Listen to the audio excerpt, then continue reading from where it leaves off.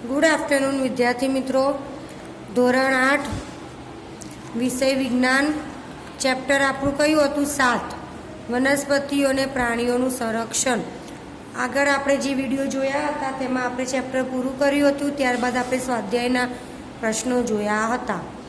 આજે આપણે રિવિઝન કરીશું. તો આપણે પહેલું જોયું વન નાબૂદી અને તેના કારણો. વન નાબૂદીનો અર્થ શું થાય છે? તો કે વનનો નાશ કરીને જે જમીન હોય છે તેનો ઉપયોગ અન્ય કાર્ય માટે કરવો, જેવા કે ખેતીવાડી માટે જમીન ઉપયોગમાં લેવી, રહેઠાણ માટે ફેક્ટરી કે કારખાના માટે, ફર્નિચર બનાવવા તેમજ બળતણ તરીકે લાકડાનો ઉપયોગ કરવો, જંગલમાં આગ લાગવી. બરાબર છે? તો આ થયું આપણું વન નાબૂદી. પૃથ્વી ઉપર વિવિધ પ્રકારની વનસ્પતિઓ અને પ્રાણીઓ જોવા મળે છે, જે માનવ જાતિને ટકી રહેવા માટે ખૂબ જ જરૂરી છે. પરંતુ અત્યારના સમયમાં સજીવોના અસ્તિત્વ માટે વન નાબૂદી એક મોટો પડકાર અને ખતરો બની ગયો છે. બરાબર? દિવસે ને દિવસે શું થાય છે? જંગલોનો નાશ થતો જાય છે. તો એના પરિણામ શું આવશે? વન નાબૂદી થશે તો એના પરિણામ શું આવશે? તો આપણે જોઈએ કે શું થશે. તો કે વન નાબૂદીથી પૃથ્વી પર તાપમાન તેમજ પ્રદૂષણના સ્તરમાં વધારો થશે. કાર્બન ડાયોક્સાઇડના સ્તરમાં વધારો થાય છે. બરાબર? ભૂમિની અંદર રહેલા પાણીના સ્તરમાં વરસાદ અને ભૂમિની ફળદ્રુપતામાં પણ શું થશે? ઘટાડો થશે. તો આના કારણે શું થશે કે વધુ પ્રમાણમાં પૂર તેમજ દુષ્કાળ જેવી કુદરતી આફતો વધી જાય છે. બરાબર? આગળ આપણે જોયું દુષ્કાળ. તો દુષ્કાળમાં શું થશે? તો કે વનસ્પતિ પોતાના પ્રકાશ સંશ્લેષણ માટે કાર્બન ડાયોક્સાઇડનો ઉપયોગ કરે છે. ઓછા વૃક્ષો હોવાથી કાર્બન ડાયોક્સાઇડના ઉપયોગમાં ઘટાડો થવાથી CO2નું પ્રમાણ શું થશે? વધી જાય છે. આપણે આગળ વાત કરી ગ્લોબલ વોર્મિંગ. ગ્લોબલ વોર્મિંગમાં શું હોય કે કાર્બન ડાયોક્સાઇડ જવાબદાર છે. કાર્બન ડાયોક્સાઇડ જો વાતાવરણમાં વધી જાય તો ગ્લોબલ વોર્મિંગનું થાય છે. કેમ કે કાર્બન ડાયોક્સાઇડ શું કરે છે? પૃથ્વી દ્વારા પરાવર્તિત ઉષ્મીય કિરણોને શોષી લે છે. એટલે ગરમીના પ્રમાણમાં વધારો થાય છે. બરાબર છે? આગળનો ટોપિક છે રણ નિર્માણ. રણનું નિર્માણ કેવી રીતે વધે છે? તો કે વન નાબૂદી, ત્યારબાદ વનસ્પતિ ઉછેર અને વૃક્ષો પર એની અસર પડે છે. ભૂમિ પર વૃક્ષોની માત્રા ઘટવાને કારણે શું થાય? રણનું નિર્માણ થાય છે. પછી ભૂમિના ઉપરનું સ્તર દૂર કરવાથી નીચેના જે સખત પથ્થરોનો સ્તર જે છે એ દેખાય છે. જેનાથી શું થશે? સેન્દ્રિય પદાર્થો ઘટવાથી ફળદ્રુપતામાં પણ ઘટાડો થાય છે. આ બધા કારણે ધીમે ધીમે ફળદ્રુપ ભૂમિ રણમાં ફેરવાઈ જાય છે. વન નાબૂદીના કારણે ભૂમિની જળ સંગ્રહ ક્ષમતામાં પણ ઘટાડો થાય છે. ભૂમિના ઉપરના પડની મારફતે નીચેના સ્તરોમાં પાણી પ્રવેશવાની ક્રિયામાં અસર ઊભી થાય છે. જેના લીધે શું થાય છે? પૂર આવે છે. આગળ વાત કરીએ વન તેમજ વન્ય જીવનનું સંરક્ષણ. જીવાવરણ. તો આપણને ખબર છે કે જે પૃથ્વી ઉપરનો એ ભાગ કે જેમાં સજીવો વસવાટ કરે છે અથવા જીવનને આધાર આપે છે તો એને કહીશું જીવાવરણ. ત્યારબાદ આગળ જોઈએ જૈવ વિવિધતા. પૃથ્વી પર જોવા મળતા વિભિન્ન સજીવો, વિભિન્ન એટલે અલગ અલગ પ્રકારના સજીવો, તેઓની વચ્ચે આંતર સંબંધ અને તેઓનો પર્યાવરણ સાથેનો સંબંધ એટલે એને કહેવાશે જૈવ વિવિધતા. અભયારણ્ય, રાષ્ટ્રીય ઉદ્યાન અને જૈવ આવરણ. વનસ્પતિઓ અને પ્રાણીઓ અને તેમના નિવાસોને સંરક્ષણ માટે તેમને સુરક્ષિત ક્ષેત્ર. આ જગ્યાએ વૃક્ષારોપણ, ખેતી, ચરવું, વૃક્ષોની કાપણી, શિકાર, ચામડું પ્રાપ્ત કરવા માટે શિકાર વગેરે આ ક્ષેત્રોમાં પ્રતિબંધ હોય છે. બરાબર છે. અભયારણ્યની વાત કરીએ કે આવી જગ્યાએ પ્રાણીઓ તેમજ તેમના નિવાસમાં કોઈ પણ પ્રકારના ખલેલથી સુરક્ષિત હોય છે. ત્યારબાદ રાષ્ટ્રીય ઉદ્યાનની વાત કરીએ તો રાષ્ટ્રીય ઉદ્યાનમાં શું હોય કે વન્ય પ્રાણીઓ માટે આરક્ષિત ક્ષેત્ર કે જ્યાં તે સ્વતંત્ર રૂપે નિવાસ તેમજ પ્રાકૃતિક સંસાધનોનો ઉપયોગ કરી શકે છે. સ્વાધ્યાયમાં આપણે તફાવત જોયો હતો. બરાબર. આગળ વાત કરીએ જૈવ આવરણ, આરક્ષિત વિસ્તાર. તો કે વન્ય સજીવો, વનસ્પતિઓ અને તેમજ પ્રાણીઓ અને તે વિસ્તારના આદિવાસીઓનો પારંપરિક રીતે જીવન પર્યાય હેતુ માટે વિશાળ સુરક્ષિત વિસ્તાર. બરાબર. કોઈ પણ વિસ્તારમાં જોવા મળતી બધી વનસ્પતિઓ, પ્રાણીઓ અને સૂક્ષ્મ જીવોની વિભિન્ન પ્રજાતિઓ. બરાબર. કોઈ પણ વિસ્તારનો જૈવ આરક્ષિત વિસ્તાર તે ક્ષેત્રની જૈવ વિવિધતા તેમજ સંસ્કૃતિને જાળવી રાખવામાં મહત્વનો ભાગ ભજવે છે. આપણે બે ઉદાહરણ જોયા હતા, પંચમઢી અને સાતપુરા. બરાબર. સાતપુરા શું છે? રાષ્ટ્રીય ઉદ્યાન છે. પંચમઢી છે જૈવ આવરણ આરક્ષિત વિસ્તાર અને વન્ય પ્રાણી અભયારણ્ય બોરી એન્ડ પંચમઢી. બરાબર. આગળ વાત કરીએ આપણે વનસ્પતિ સૃષ્ટિ. તો એમાં શું જોયું હતું આપણે? કેટલીક વનસ્પતિઓ કોઈ વિશિષ્ટ વિસ્તારમાં જોવા મળે તો આવી વનસ્પતિને તે વિસ્તારની વનસ્પતિ સૃષ્ટિ કહે છે. ઉદાહરણ તરીકે શાક, સાલ, આંબો, જાંબુ વગેરે. બરાબર. ત્યારબાદ પ્રાણી સૃષ્ટિ. તો કેટલાક પ્રાણીઓ કોઈ વિસ્તારના વિશિષ્ટ વિસ્તારમાં જોવા મળે છે તો તેને તે વિસ્તારની પ્રાણી સૃષ્ટિ કહે છે. ઉદાહરણ જોઈએ કે ચિંકારા, નીલગાય, ભસ્તુ હરણ. બરાબર. ચિત્તલ, દીપડો, જંગલી કૂતરો, વરુ વગેરે. સ્થાનિક જાતિઓ. તો કે વનસ્પતિઓ અને પ્રાણીઓની જ એવી જાતિઓ કે જે કોઈ એક જ ક્ષેત્રમાં વિશિષ્ટ રૂપે જોવા મળે છે તેને સ્થાનિક જાતિ કહે છે. સ્થાનિક જાતિઓના લુપ્ત થવાના કારણો. આ જાતિઓ લુપ્ત કેમ થાય છે? તો જોઈએ કારણો કે તેમના રહેઠાણનો નાશ થવાથી, પછી વસ્તી વધારાથી, ત્યારબાદ જોઈએ તો ત્યાં નવી જાતિઓને લાવવાથી, સ્થાનિક જાતિના કુદરતી નિવાસ અને તેમના અસ્તિત્વને જોખમ થઈ શકે છે. બરાબર. ત્યારબાદ આપણે જાતિ જોયું કે સજીવોની વસ્તીનો એવો સમૂહ છે કે એકબીજા સાથે આંતર પ્રજનન કરવા માટે સક્ષમ હોય છે. એક જાતિના સભ્યો અન્ય જાતિઓ સિવાય માત્ર પોતાની જાતિના સભ્યો સાથે જ પ્રજનનક્ષમ સંતતિનું નિર્માણ કરે છે. બરાબર.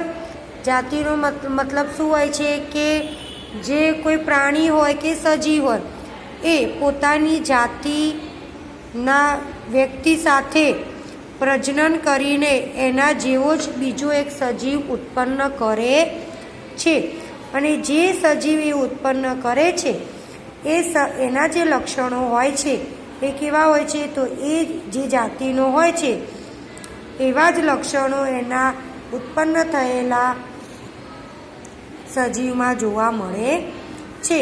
ધારો કે કૂતરો હોય છે તો કૂતરો શું કરે છે? પોતાની જાતિ એટલે કે કૂતરા સાથે બરાબર પોતાની જાતિ સાથે પ્રજનન કરીને એક નવું સજીવ ઉત્પન્ન કરે છે.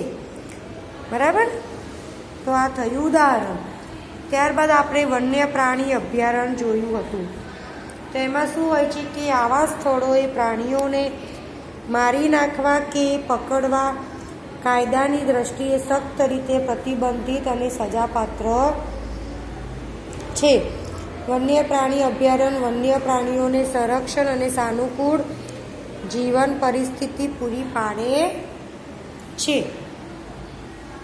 વન્યજીવ અભયારણ્યમાં રહેતા લોકોને કેટલીક પ્રવૃત્તિઓ જેવી કે પશુધન માટેનો ચારો, ઔષધીય વનસ્પતિ, બળતણ માટેનું લાકડું વગેરેની છૂટ હોય છે.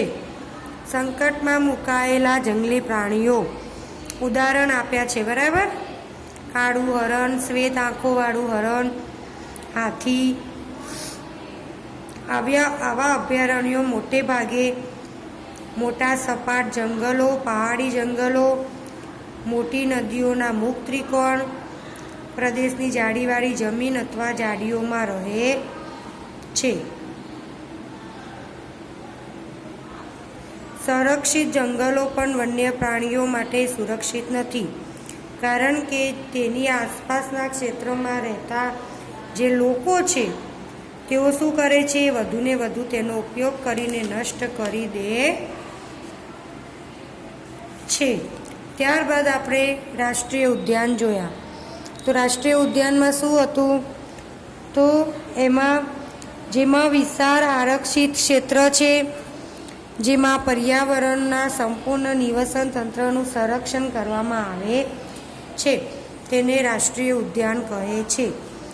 તે વનસ્પતિ જાત, પ્રાણી જાત, ભૂમિ વિસ્તાર, ઐતિહાસિક વસ્તુઓનું સંરક્ષણ કરે છે.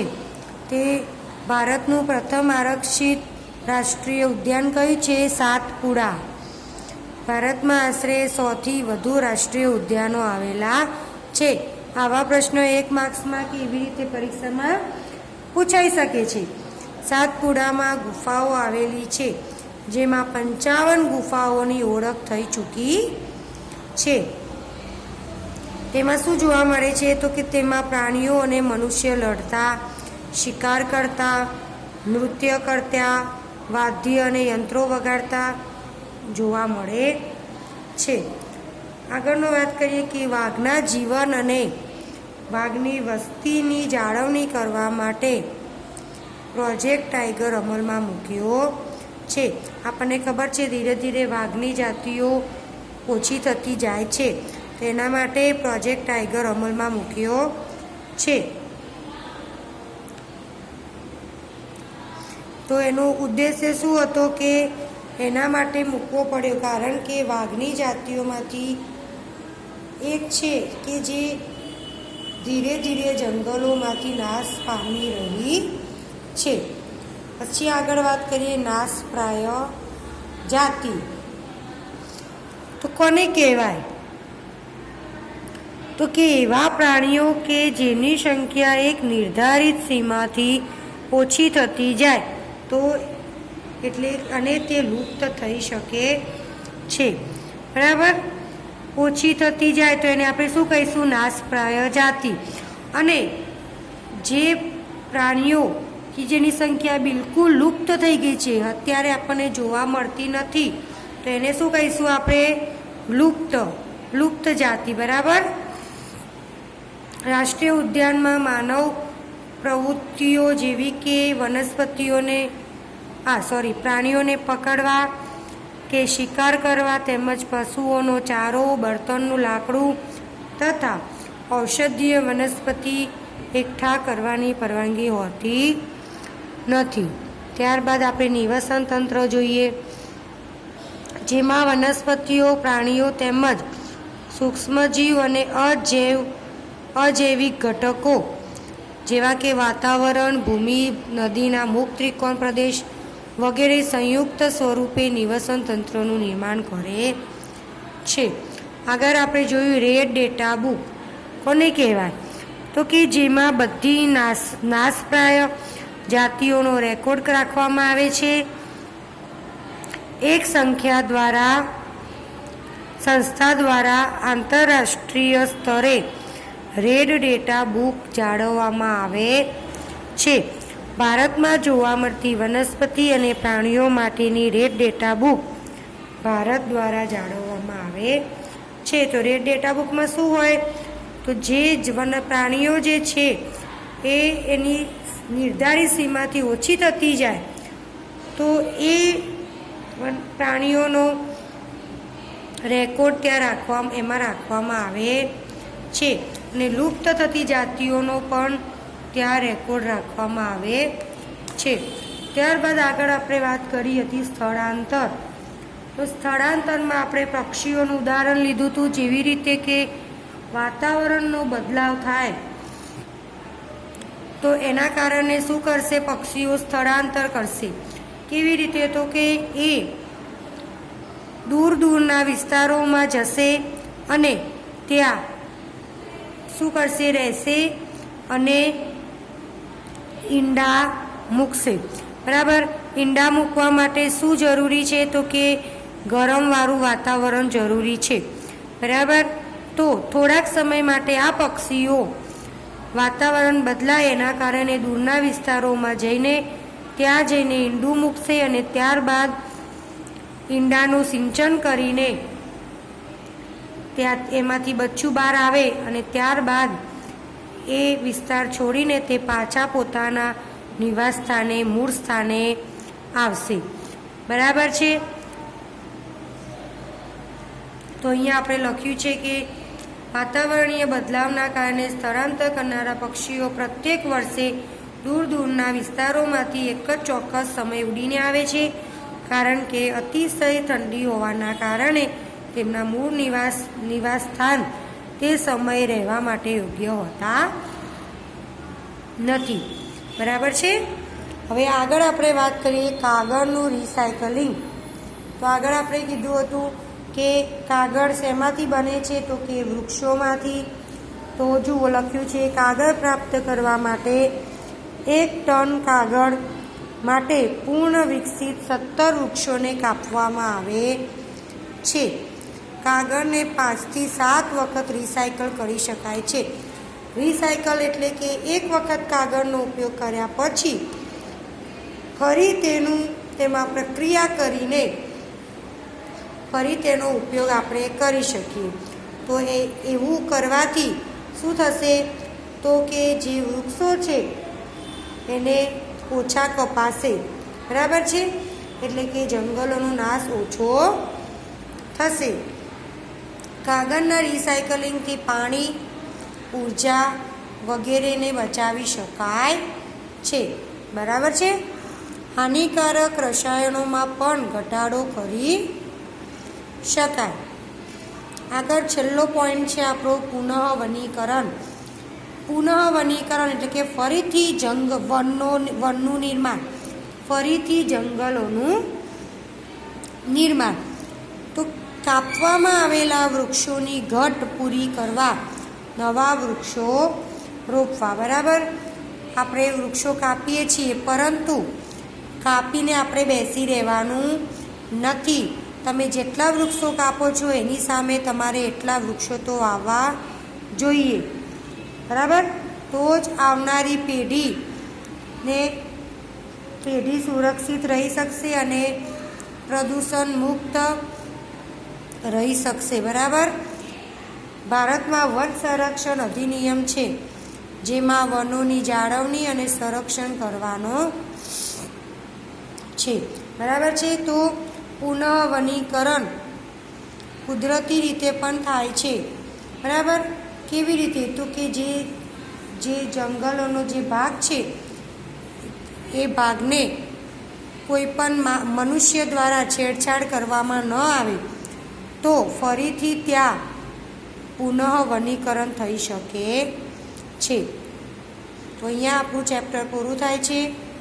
આગળ આપણે ચેપ્ટર 8 જોઈશું. Thank you.